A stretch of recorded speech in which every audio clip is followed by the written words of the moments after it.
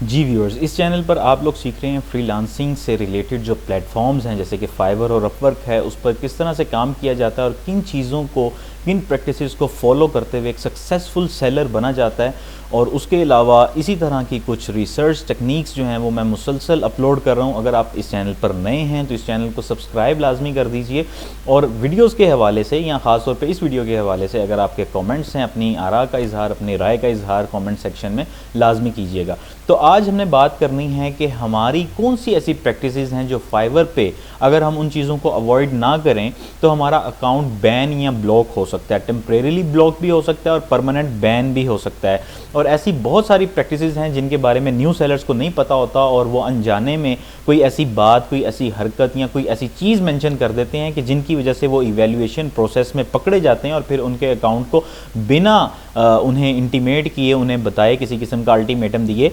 Permanently close भी कर दिया जाता है। तो देखते हैं कि वो कौन सी चीज़ें हैं। जी, तो सबसे पहले तो आपने अपना अकाउंट बना लेने के बाद, अपनी प्रोफाइल बना लेने के बाद, जब आपकी गिग्स बाकायदा ऑपरेट हो जाएं, पब्लिश हो जाएं, तो आपने इस चीज़ का ख्याल करना है कि आपने अपने अकाउंट को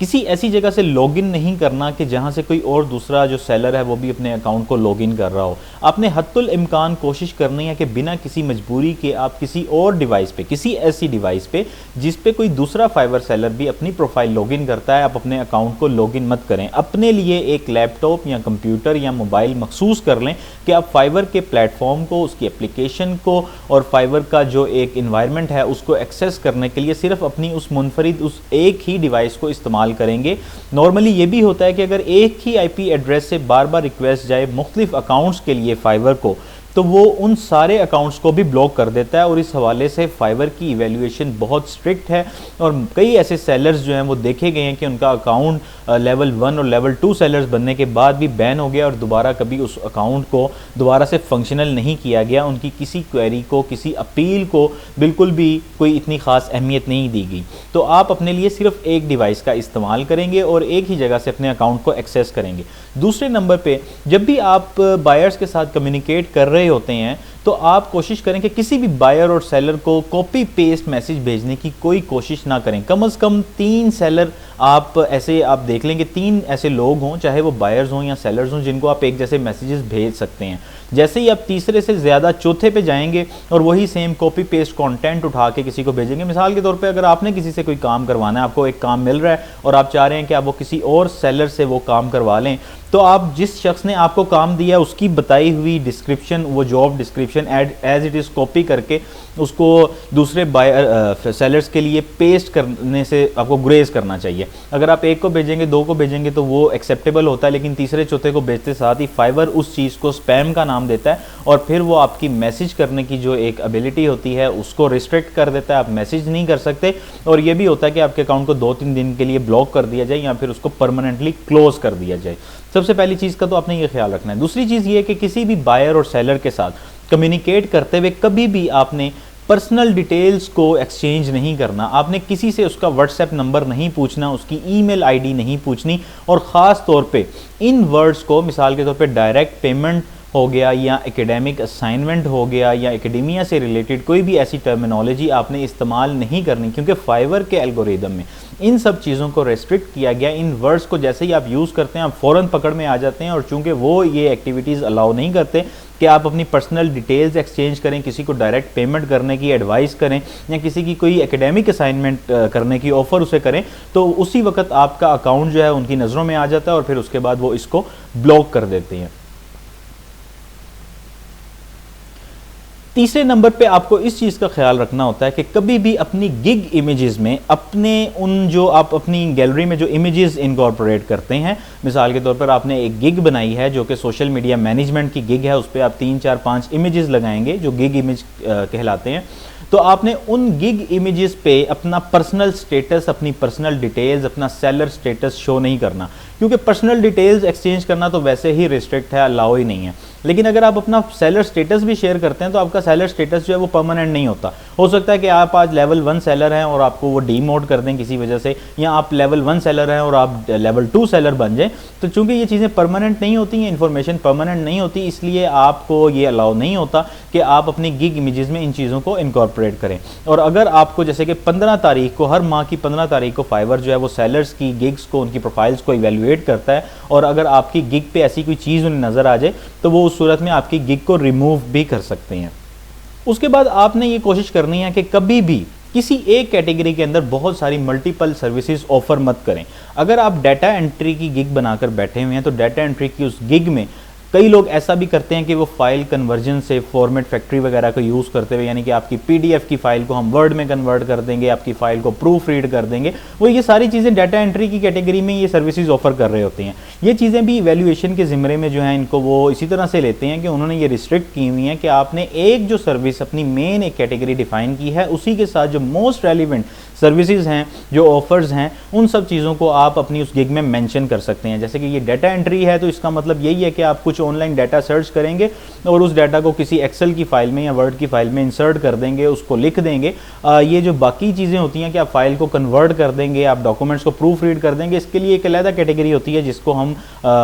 डॉक्यूमेंट मैनेजमेंट का नाम देते हैं या प्रूफ रीडिंग का नाम देते हैं। लिहाजा एक सर्विस के अंदर, एक कैटेगरी के अंदर आप लोग ज़्यादा से ज़्यादा सर्विसेज ऑफर करने की बिल्कुल भी कोशिश मत करें। उसके अलावा 5वें नंबर पे आपको इस चीज़ का ख्याल रखना है कि कभी भी अपनी गिग्स बनाते वक्त लोगों की गिग्स को as it is copy paste मत करें, उनके इमेजेस उठा के अपनी गिग पे ना लगाएं, उनकी डिस्क्रिप्शन को एज इट इज़ कॉपी करके अपनी डिस्क्रिप्शंस में मत लिखें, क्योंकि ये चीज़ें भी जो हैं ये उन्हीं चीज़ों की मद में आती हैं जिनको कि रिस्ट्रिक्ट किया जाता है। और अगर कोई आपको रिपोर्ट करता है और फाइवर खुद से, फाइवर जो एक्सपर्ट पैनल है या फाइवर के जो आर्टिफिशियल इंटेलिजेंस टूल्स हैं वो आपको इवेल्युएट करते हैं, तो वो ये चीज़ देखने के बाद कि आपने किसी की गिग को कॉपी किया हुआ है, किसी की डिस्क्रिप्शन को कॉपी किया हुआ है या किसी के इमेजेस को कॉपी किया हुआ है, वो आपकी गिग को रिमूव कर सकते हैं और आपके अकाउंट को भी बैन कर सकते हैं।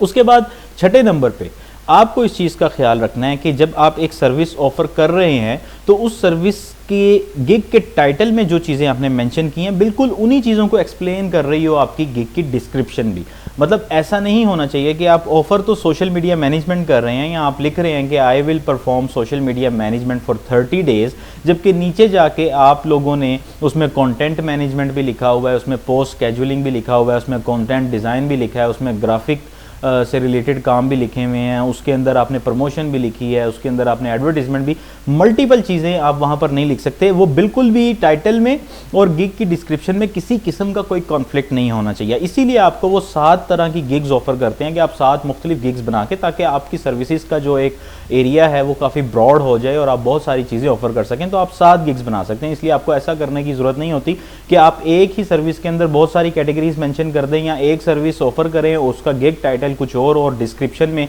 चीज़ें जो हैं वो फ़र्क हों, वो मुख्तलिफ हों और उसकी वजह से सेलर जो हैं, वो बायर्स जो हैं वो कंफ्यूज हों, तो ये चीज़ें फाइवर अलाउ नहीं करता। उसके अलावा अगर कभी कोई ऐसा टाइम आ जाता है कि आपकी किसी सेलर या बायर के साथ कोई झड़प हो रही है, कोई कॉन्फ्लिक्ट आ गया, तो कोशिश करें कि कोई भी इमोरल या गैर अखलाकी या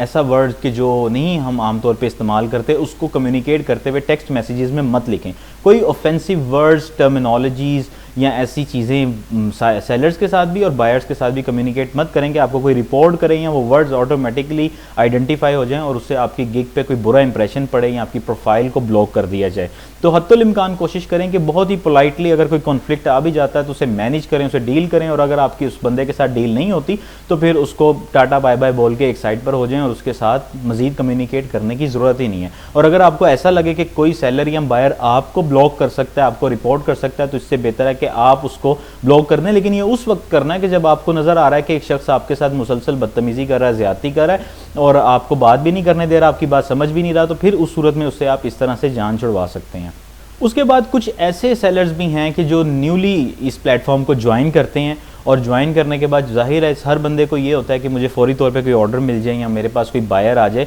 तो वो इस सिलसिले में काफ़ी कोशिश करते हैं और अपनी गिग्स को बजाय इसके कि वो अपनी गिग्स पे काम करें, उनको ऑप्टिमाइज़ करें, उनको स्टैंडर्ड्स के मुताबिक बनाने की कोशिश करें, वो कुछ ऐसी एक्टिविटीज़ में पड़ जाते हैं जिनका बज़ाहिर तो यही नज़र आता है कि इससे कुछ ना कुछ आपको किसी से मिल मिला जाएगा, लेकिन उसका इन द लॉन्ग रन आपको फ़ायदा कोई नहीं होता, नुकसान ही होता। मिसाल के तौर पर कुछ लोग ऐसा करते हैं कि वो सेलर्स को ही मैसेज करना शुरू कर देते हैं और उनसे उनका वर्कलोड शेयर करने की बात करते हैं कि जी आपके पास एक सेलर है, उसकी प्रोफाइल पे लिखा हुआ आ रहा है कि इसके पास 5-6 ऑर्डर्स जो हैं वो क्यू में हैं, तो आप उसको रिक्वेस्ट करते हैं कि जी मैं ये काम कर सकता हूँ, आप मुझसे शेयर कर लें। इस तरह से जो कम्युनिकेशन आप करते हैं ये भी फाइवर अलाउ नहीं करता, और सेलर्स जो होते हैं वो भी इस चीज़ से बहुत ज़्यादा ऑफेंड होते हैं और वो भी आपको रिपोर्ट कर सकते हैं। तो आपने इस चीज़ से भी बचने की कोशिश करनी है कि आपको किसी किस्म का कोई वर्कलोड शेयर करने के लिए या काम या प्रोजेक्ट लेने के लिए किसी सेलर की मिन्नत समाजत करने की बिल्कुल भी ज़रूरत नहीं है। अगर आपको लग रहा है कि कोई बंदा आपको काम दे सकता है और वो उसके पास बहुत ज़्यादा काम है, तो आप कोशिश करें कि उसे सोशल मीडिया पे कहीं ना कहीं सर्च करके अप्रोच करने की, आप उसके साथ कम्युनिकेट करने की कोशिश करें। फाइवर पे इस किस्म की कोई भी गुफ्तगू किसी के साथ मत करें। और आखिर में जो चीज़ है जिसका आपने ख्याल रखना है और जिसे आपने अवॉइड करना है वो ये चीज़ है कि कभी भी कोई ऐसी सर्विसेज, कोई ऐसी ऑफर्स लोगों को देने की कोशिश मत करें कि जिन्हें लेजिटिमेट नहीं समझा जाता, जिन्हें अनलॉफुल समझा जाता है, जो अनएथिकल प्रैक्टिसेस हैं। अगर वो कोई एडल्ट रिलेटेड कंटेंट है, वो कोई ऐसी ग्राफिक डिज़ाइनिंग से रिलेटेड कुछ ऐसी चीज़ें हैं, या वो एडिटिंग से रिलेटेड कुछ ऐसी चीज़ें हैं, कोई ऐसा कंटेंट है जिसको कम्युनिटी स्टैंडर्ड के अगेंस्ट समझा जाता है, तो आप फाइवर की टर्म्स एंड कंडीशंस को पूरी तरह से फॉलो करते हुए अपनी सर्विसेज को ऑफ़र करें। और इस तरह की अनलॉफुल एक्टिविटीज़ ना तो वहाँ पर आपको वो चीज़ें ढूंढनी चाहिए कि कोई मुझे करके दे, ना आपको ये ऑफ़र करनी चाहिए कि आप किसी को करके देंगे। इस तरह से भी, इस तरह की चीज़ों को भी आप अपनी अगर ऑफ़र पोस्ट करते हुए यूज़ करते हैं या बाय रिक्वेस्ट भेजते हुए ऐसे वर्ड्स को यूज़ करते हैं कि जिनको फाइवर ने रिस्ट्रिक्ट किया हुआ है, तो इस चीज़ का खदशा है कि आप उनकी जद में आ सकते हैं और वो आपके अकाउंट को फौरी तौर पर बैन कर सकते हैं। इसके अलावा, इसके साथ ही आपको कोई ऐसी ऑफ़र भी नहीं करनी होती कि जो फाइवर के साथ कोलैबोरेशन में कुछ दूसरे प्लेटफॉर्म्स काम करें। मिसाल के तौर पर यूट्यूब है, तो यूट्यूब जो है वो रिस्ट्रिक्ट करता है कि कोई भी ये ऑफ़र मत करे कि जी मैं किसी चैनल के सब्सक्राइबर्स जो हैं उनको इंक्रीज़ कर दूंगा। मतलब यूट्यूब ने अपना एक सिस्टम ऐसा रखा हुआ है कि वो ख़ुद ही अपनी वीडियो को प्रमोट करेंगे, और जो भी उनके प्लेटफॉर्म पे चैनल बना हुआ है उस चैनल में जो भी वीडियोस अपलोड की जा रही हैं, तो जो लोग हैं यूट्यूबर्स हैं उनको यूट्यूब को ही पे करना होगा या वो फेसबुक को पे करेंगे अपनी वीडियोस को प्रमोट करने के लिए। तो उनको इस तरीके से किसी और ज़रिए से लिंक्स को शेयर करते हुए या ऐसी कुछ एक्टिविटीज़ करते हुए वीडियो की प्रमोशन की और सब्सक्राइबर्स इंक्रीज़ करने की, या वेबसाइट से सब्सक्राइबर्स ख़रीद के किसी चैनल के ऊपर लाने की, जो इनऑर्गेनिक सब्सक्राइबर्स होते हैं वो इनइफेक्टिव भी होते हैं, वो परमानेंट भी नहीं होते, वो चले भी जाते हैं, थोड़ी देर के लिए आते हैं, रियल भी नहीं होते। तो इस तरह के सब्सक्राइबर्स वगैरह ऑफ़र करने की, ऐसे फॉलोअर्स इंस्टाग्राम या फेसबुक के ऐसे लाइक्स और ऐसे फॉलोअर्स और ऐसे जो भी ऑफर्स इसमें, जो भी सर्विसेज इन सब चीज़ों में आ सकती हैं, तो वो चीज़ें आपको ऑफ़र नहीं करना चाहिए।